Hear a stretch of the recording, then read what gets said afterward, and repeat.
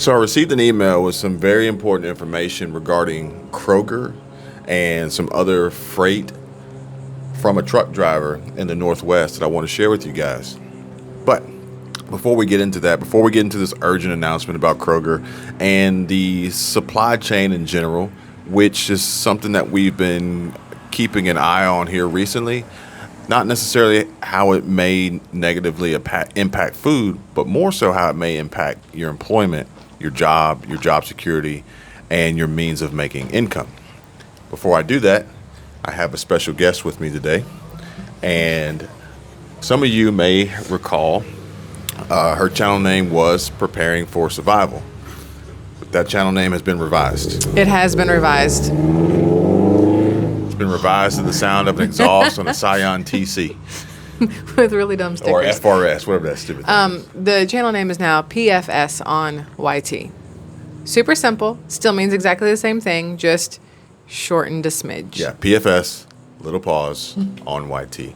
So, in case you guys saw it, weren't quite sure what was going on with that, PFS on YT. I have not been hacked. I changed it myself. But I want to read this email. Now, the email that I received was from a viewer, a subscriber. She says, thanks for all you and the wifey do. So thank you for that. I appreciate that. Very kind. Also, I've put up a community post as well, requesting that some of the folks that are sending in this information, sharing these real world experiences, asking if you'd be interested in sharing them in a virtual interview that I'm going to conduct or will conduct. And we want to share that with the community, with the family, to help inform and further educate. With that being said, if you're interested, contact me, and let's also discuss compensation for it. Now, this email says, my husband drives truck for a medium-sized company based out of Washington State. His terminal is based in southwest Idaho. The company also does aviation and small marine freight. Over the past 2 months, he went from having a dedicated run Monday through Thursday, front hauling produce or dairy, and back hauling dry freight for Kroger. Well, now he's working 4 on, 4 off. Kroger kept canceling their loads, and now the contract has been canceled completely.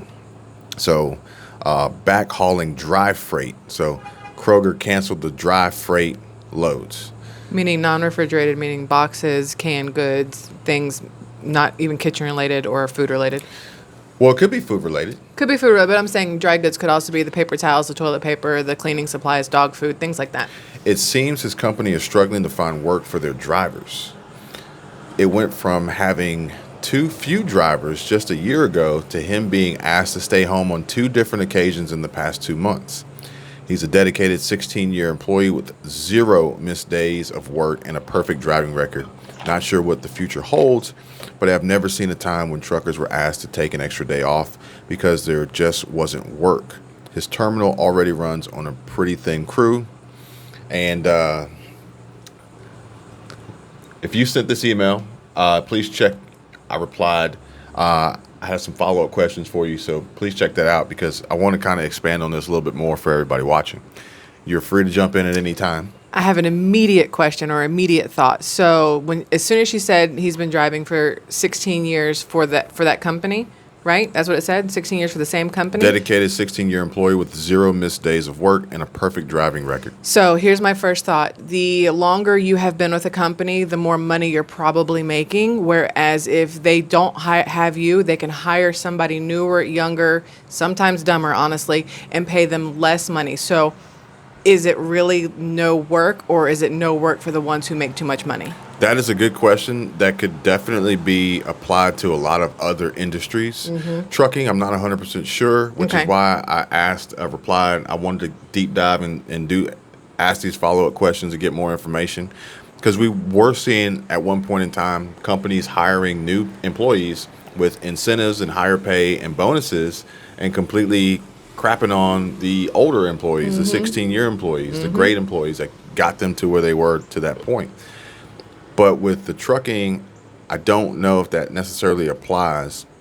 But I would be more concerned with, is it Kroger canceling the freight, canceling the contracts, or is it this particular company struggling to find work for their drivers. And Kroger found, instead of the company paying the younger, less expensive drivers, Kroger found the company willing to take the contract. For less. Okay, so that makes sense also. But then my other thought process was, well, are any Kroger stores closing? You know how there were Walmart stores closing and things like that. Are there going to be any Kroger closings? Maybe it's not there's no supplies. Maybe it's that those supplies are being sent to places besides Kroger. So this ties into the community post that I put out. And the community post asks the question, I'm going to pull it up so I make sure I read it correctly. Question is asked, where do you work? Do you think your job is safe? Do you think the job market is safe? And it lists 4 options to vote from, whether it's retail, food, auto, and trucking. If you fall into this category, and even if it's not listed, comment below, tell me where you are. I want to talk to as many people as possible to get a better idea, a better understanding, a better grasp on our economy, where it's going, the job market, people's ability to earn money, possibilities of losing money, and food is one of them.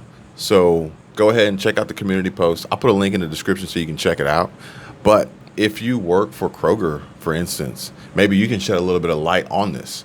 And it doesn't have to be extremely explicit or anything that would jeopardize your employment, but anything that is from the people actually involved would be extremely helpful for everyone else to get a better idea of what's going on. Agreed. Yeah. Agreed. Yeah. So that's just something I wanted to share with you guys, a quick video, put it out there. I've gotten a lot of feedback on the previous videos I posted about Walmart distribution center employees, people's pay, hours, bonuses being cut, bonuses being eliminated altogether. And I think that this is extremely specific to certain parts of the country, certain states, certain counties, certain cities. Because some people are saying, hey, nothing out of the ordinary. Everything's fine. Nothing to worry about here. And then other people are saying, I'm losing hours. I'm losing days. My bonus was 10% of what it used to be. I'm not getting a bonus at all. I just got laid off.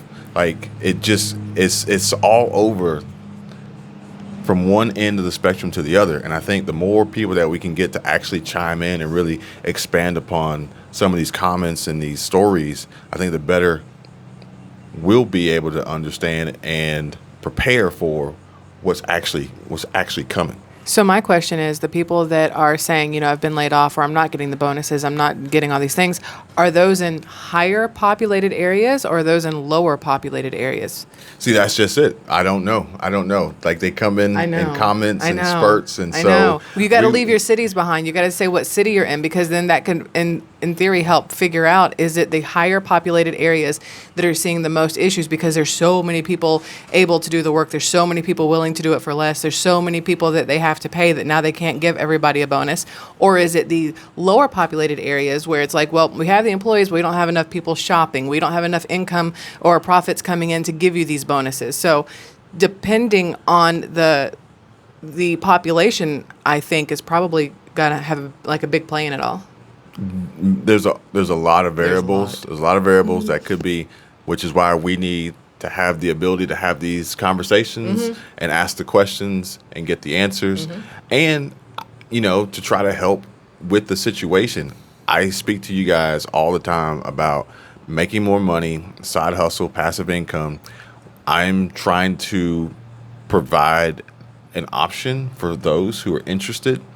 Like I said, if you are interested, there's compensation available for your time and you agreeing to come on and share this information and have this interview. And this is going to be the beginning of you having a side hustle, passive income stream, especially if you're one of the folks that are being negatively impacted by this and do need that assistance, do need that extra money to help pay a bill, help buy food, buy groceries, pay for gas, afford everything that's just going up in price because of inflation. Now, he may, kill me for doing this, but you guys do not have any idea how hard he works for you. like honestly how much time he puts into email replies and research and everything else. He really wants to help as many people as possible. And I sit there and I watch him every day. Love the crap out of this man for how hard he works. But I just wanted to let you guys know that if there's anybody out there to listen to and take advice from, and I think no, I'm not trying. I don't want to give like advice. No, okay, but, well, you know but I what, do yeah. want to share with some folks some realities. There we go. And That's a alternate better word. possibilities, and kind of like open your mind and expand your mind and show you what's out there, what's possible. But I also want to expand on the narrative and not just continuously perpetuate the continuous cycle of everything's bad. Everything's bad. Nothing's good. We're all doomed. There's nothing you can do. Ball up in a corner somewhere. Suck your thumb. I don't want to do that. Like, yes, it's bad. But how bad is it really? I mean, if you always look at a glass as being half empty, you're always going to mentally think that you're thirsty. However, if you look at a glass as half full, you're always going to think to yourself, hey, I'm not so thirsty. I'm doing okay. This How is about good. you give them a real world example? We're going to leave it with this one, and I'm going to let you guys go. Oh, no, real what are you world doing to me? example of breakfast this morning. It's not always bad. Oh, yeah, so whatever. So I always buy him Thomas brand bagels, right? Cinnamon raisin bagels, because they don't have anything in it that he's allergic to. I've always read the back of the labels. Well, the last time I looked at the back of a label, it had a new ingredient that had never been in there, makes absolutely no sense in there, and that he is allergic to. And I was like, what the crap, Thomas Bagels? So I got him a different option. All right. Now, this different option, don't smile at me like that. This different option is kind of bougie. It's organic. It's all this other stuff. And weirdly, stop it, weirdly cheaper than Thomas Bagels. Stop. Cheaper than Thomas Bagels. So this morning, because he's never had it before, and I still worry about random things just keeling him over, making him keel over, whatever.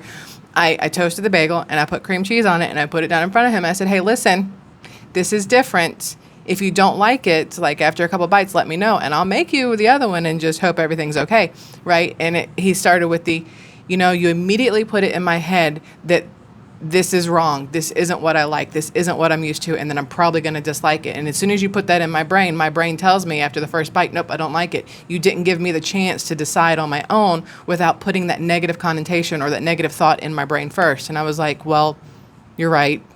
I don't like saying that, but you're right. Okay, I won't do it again. But that's one of those things. If you preface something with your own thoughts or your a negative thought process, it's going to impact that person that you're talking to immediately with that same line of thought, like same negativity. Yeah, so we know things are bad, but we don't need to like continuously like dwell on it. We need to identify it and understand how it's going to impact us, and then continuously prepare and plan to